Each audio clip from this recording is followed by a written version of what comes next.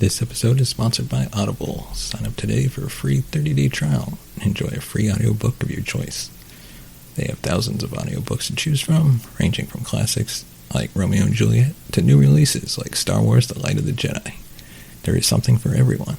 Audible is not just audiobooks. They also offer podcasts, original content, and more. Sign up today by going to audibletrial.com/cinemagold.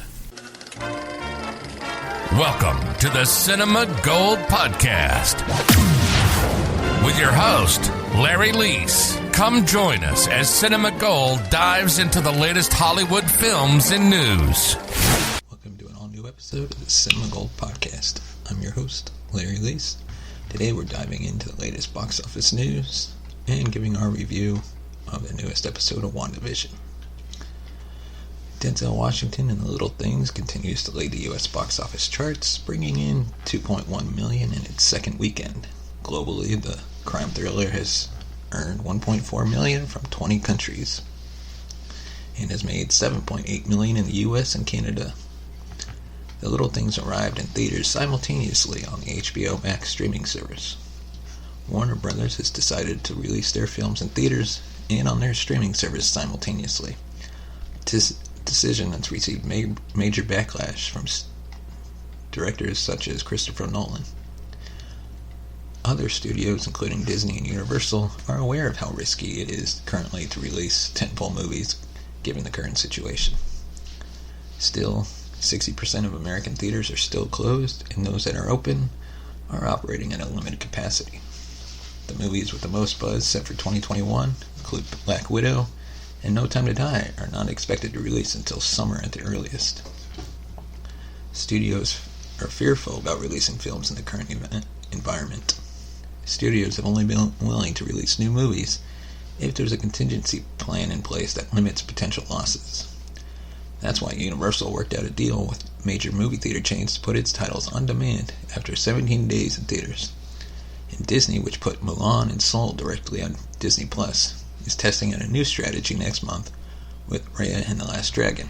On March 5th, the animated family film will launch on the big screen and on the company's streaming service for a $30 rental fee.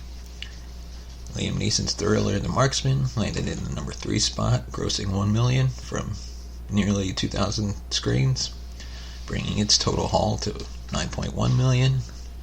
Wonder Woman 1984 came in 4th with $900,000. Sony's Monster Hunter rounded out the top 5 with $585,000 in its 8th weekend of release. Once again, we'd like to thank our sponsor, Poddex.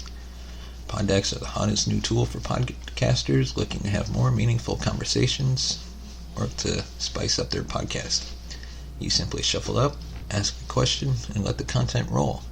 Order yours today at poddex.com and use code CinemaGold for 10% off your order. And now, we're going to give our thoughts on the latest episode of WandaVision. WandaVision has reached its mid-season episode, and it definitely came with some big surprises. With 4 episodes in the bag, we've spent time experiencing sitcom homage, and 1 week seeing it all unfold from the eyes of the real world. The new WandaVision episode, on a very special episode, was definitely a pivot from what we have grown accustomed to. This past week's episode divides our time between Wanda and Vision in their new home, their growing kids, and pet dog. And it's now finally setting up the next phase of the Marvel Cinematic Universe and pushing Wanda to the breaking point. The episode hits the high points when you witness the surprise appearance of Wanda's brother Pietro, who was killed in Age of Ultron. However, this is her brother from the X-Men Dark Phoenix, played by Evan Peters. There's the eerie opening titles that pay homage to Family Ties, a title that even taken on its face ties into the familial twist at episode's end. There's photos of baby and teen versions of Wanda and Vision. There's sweet little callbacks, like Jimmy bringing Darcy her long-awaited coffee, and major moments of clarity, like when we see security footage of Wanda stealing Vision's corpse in order to reanimate it to her liking. Vision's world continues to crack. He can't understand why Wanda is so cavalier with her powers around Agnes, and he forces his coworker Norm to break character and tell him how he's really feeling. Vision's discoveries range from trembling to downright monstrous, all of which build to a heated confrontation at home, where he refuses to let the credits roll on their argument and instead takes to the air for a throwdown with his secretive wife. How can she say some things are forever when she refuses to accept Vision's death? Does she justify it because he wasn't technically alive? Because he wasn't ever human? If so, what does that mean for their relationship, their marriage, and for how she thinks of him in general? Vision is her husband, and if he's not a living, breathing human, then he's still sentient enough to pick up on her treatment of him as less than other humans. But now she has to make the choice again, without any excuses. Petro is back. Her brother is alive. He's entered her Westview, New Jersey bubble, and she knows he's dead. Can she really just pretend he's part of the show? Part of their lives, like everyone else? How exactly Quicksilver ended up there may help ease her moral quandary. If we believe Wanda, then he's not a random citizen playing a part. She didn't have him knock on the door and interrupt their conversation. He could still be a random person in disguise, cloaked by an evil force yet to be revealed. But another option seems more likely. If he's been ported in from the multiverse by Mephisto, the long-rumored big bad WandaVision, who's expected to introduce the upcoming Multiverse of Madness, which in turn is supposed to bring in actors and characters from previous non-MCU Marvel movies. That means this Quicksilver is a real person in a real version of her brother, which would provoke Wanda to confront issues she kept at bay thus far.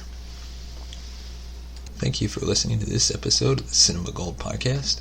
Share your thoughts with us on Twitter at CinemaGold2, or send us a voice message at 682-305-0483, and you could be featured on an upcoming episode. Thank you for listening, and we'll see you tomorrow for another deep dive into the news of the entertainment world. Thank you for listening to the Cinema Gold Podcast. If you want to become a supporter, you can buy us a coffee at buymeacoffee.com/cinemagold. Follow us on Twitter at CinemaGold2 and like us on Facebook at facebook.com/cinemagoldmovies.